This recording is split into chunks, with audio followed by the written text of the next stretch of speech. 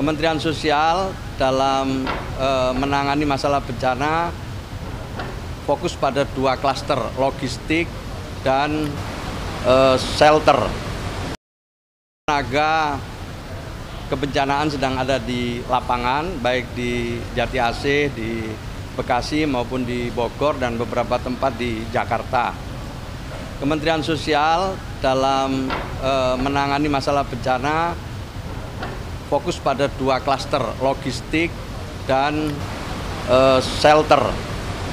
Sementara banyak juga para relawan-relawan dari berbagai organisasi, dan tentu yang di depan dalam hal ini sekarang adalah BPBD atau juga dalam koordinasi BNPB, khususnya dalam urusan evakuasi. Semua sudah di lapangan dan tenaga-tenaga terlatih kita lihat semua juga sudah berusaha untuk mengevakuasi di tempat-tempat pengungsian yang disediakan maupun pengungsian secara mandiri. Sampai hari ini kita terus berkoordinasi dengan Provinsi Jawa Barat maupun dengan Kabupaten dan Kota Bekasi, termasuk juga Kabupaten Bogor, di mana kita sedang mendata tentang korban dan juga dampak-dampak atau mereka yang terdampak. Sampai sekarang memang belum data belum final, masih terus berkembang karena memang cukup luas ya banjir ini. Mohon nanti kita akan sampaikan kalau datanya sudah cukup menggambarkan situasi dan kondisinya. Namun demikian dukungan dari Kementerian Sosial maupun dari pemerintah Provinsi Daerah Khusus Jakarta maupun Jawa Barat dan Kabupaten Kota Bekasi Bogor terus mengalir ya, utamanya untuk di daerah-daerah terdampak, mulai dari kasur, bantal, obat-obatan, pakaian untuk ibu-ibu, makanan untuk anak-anak ya, dan juga ada tenda-tenda yang disiapkan, semua itu untuk supaya mereka paling tidak setelah dievakuasi mendapatkan tempat pengungsian sementara yang layak. Sementara logistiknya di samping dikirim makanan-makanan siap saji, juga disiapkan dapur umum. Jadi ada dapur umum yang sekarang sudah beroperasi.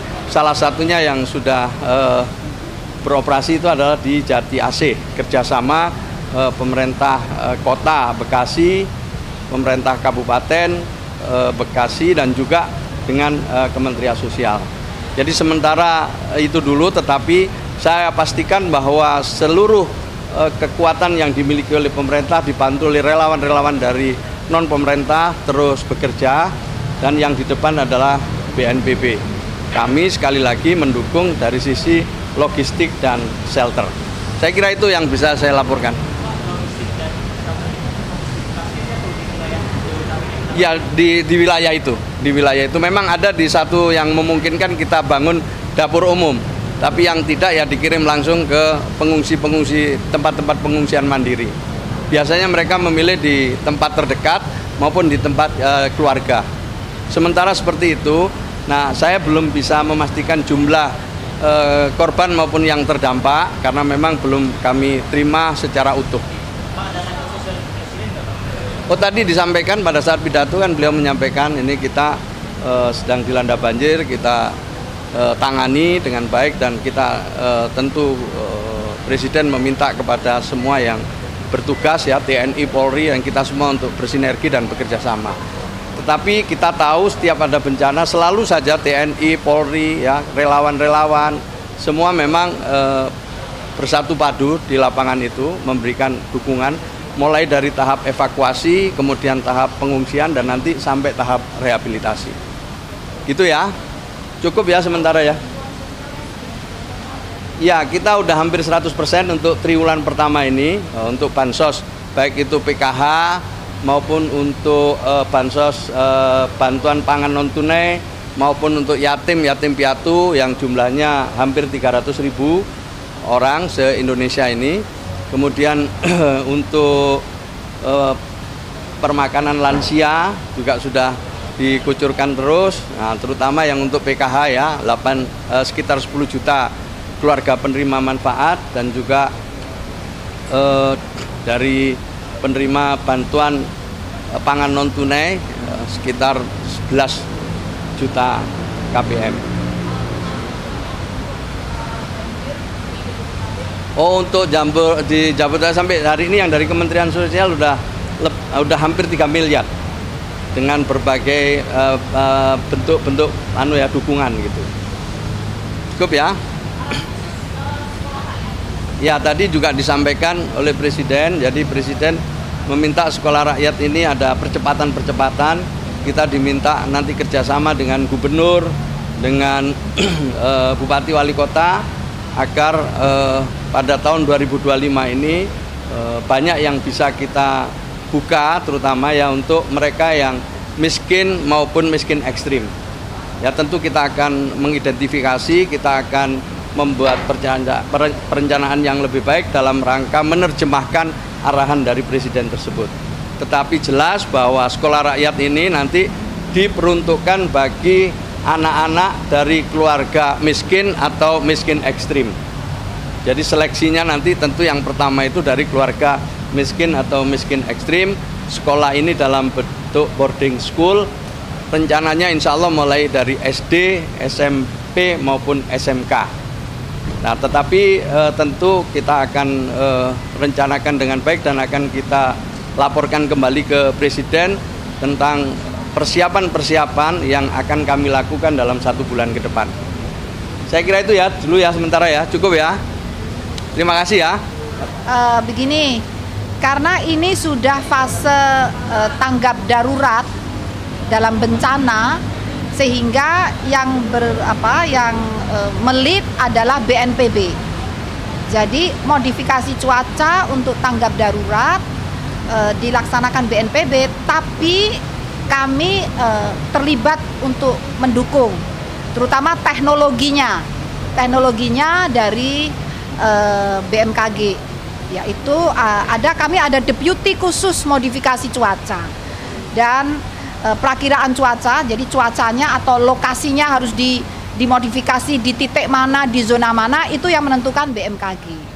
Nah, jadi ini kan prediksi sampai tanggal 11 itu kan curah hujan relatif masih cukup tinggi, dan lahannya di kawasan atau di area yang rawan banjir dan longsor ini kan sudah rentan ya, sudah daya dukung kapasitasnya untuk menerima hujan itu sudah sangat lemah, sehingga kami tadi dikoordinasikan oleh Bapak Menko PMK bersama Kepala BNPB dan kami BMKG akan melakukan modifikasi cuaca. Konsepnya adalah menghalangi atau awan-awan yang harusnya bergerak bertiup ke area yang rawan itu dijatuhkan sebelum masuk ke area rawan.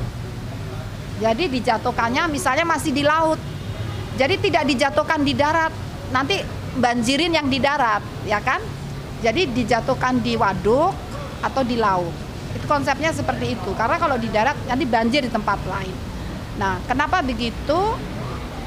Kalau tidak diturunkan di sebelumnya, maka awan-awan itu akan menggerombol berkumpul seperti yang kemarin terjadi itu kan. Kumpulan awan hujannya itu kalau kita lihat dari satelit, luasnya itu jadi awan tuh hampir seluas wilayah Provinsi Jawa Barat. Jadi Provinsi Jawa Barat itu dari satelit itu udah tertutup awan gitu. Bahkan sampai ke Lampung, Palembang itu. Jadi jangan sampai awan tuh tumbuh sebanyak itu, sehingga masih datang sedikit turunkan di laut, datang sedikit turunkan di waduk atau apa. Jadi konsepnya seperti itu. Mohon doa agar dapat berhasil. Rencananya ya dicoba dulu sampai tanggal 8. Bapak Kepala BNPB menyampaikan demikian, dan nanti kami evaluasi bersama. Begitu.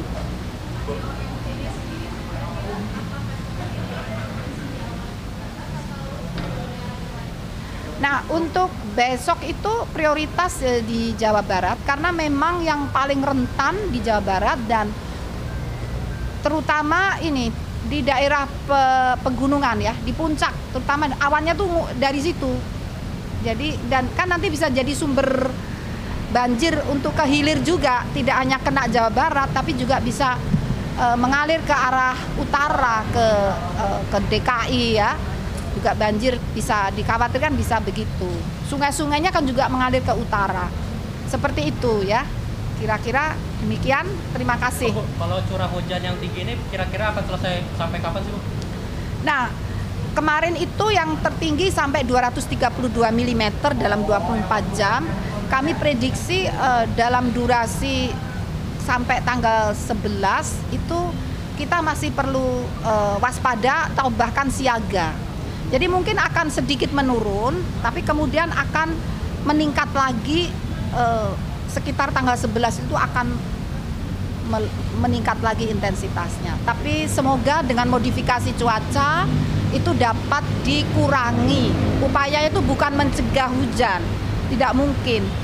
Insya Allah mengurangi intensitas hujan. Seperti siaga itu di wilayah mana aja? Jawa Barat apa Jabodetabek? Jawa Barat, Banten, DKI, Lampung, termasuk sebagian Palembang. Bahkan Bengkulu kena sedikit. Ya, seperti itu. Mohon doanya agar semuanya dapat termitigasi dan tidak ada korban jiwa. Terima kasih. Assalamualaikum warahmatullahi wabarakatuh.